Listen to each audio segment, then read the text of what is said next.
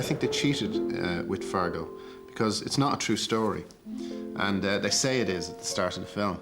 And I think the reason they did that is because the story is so kind of odd, it's so unstructured, that I think they thought to themselves, you know, this feels like a true story, let's pretend it's true. They were outrageous about it. I was on the set and I said, should I read about this case? And he said, no, there is no case. I said, but I mean the story that it's based on. He said, no, it's not based on the story.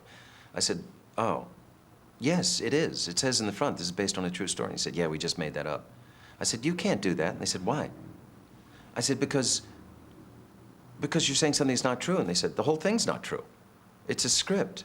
It's a fiction. It says fiction. Why can't we say it's based on a true story? I said, well, I don't know, but, okay. I give you a brand new vehicle in advance, and then... I'm not gonna debate you, Jerry. Okay. I'm not gonna sit here and debate. I will say this, though. What Shep told us didn't make a whole lot of sense. Oh, no, it's real sound. It's all worked out. You want your own wife kidnapped. Yeah. I didn't realize how good Fargo was until the third or fourth time I saw it. I realized, I'm not getting bored of this. I'm not getting bored of seeing this again. I'm on my way out of town, but I was wondering, do you mind if I sit down? Carrying a bit of a load here.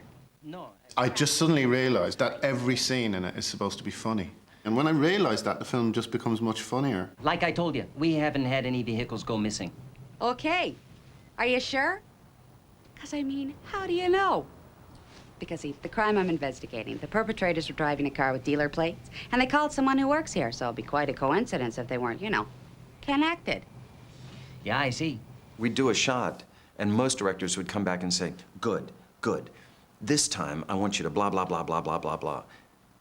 Joel and Ethan, at the end of each take, would come back going, that's really good. I really like the part where you went blah, blah, blah. That's good. Yeah, yeah. Let's do it again.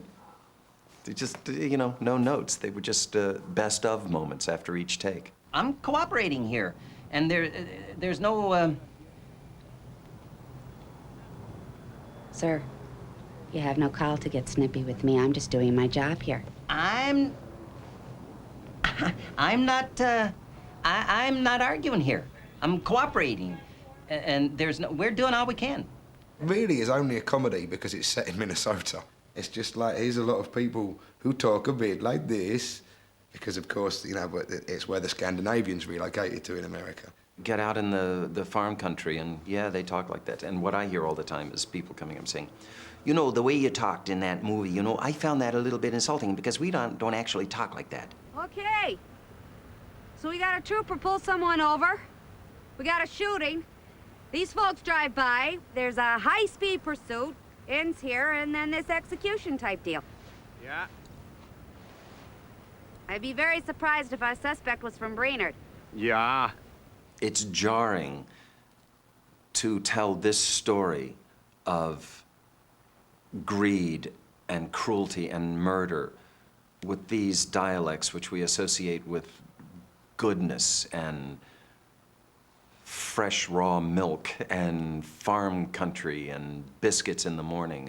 The two together is jarring, and it makes it horrifying and it makes it funny. Hey, they said they were going to the Twin Cities. Oh, yeah? Yeah. Yeah, is that useful to you?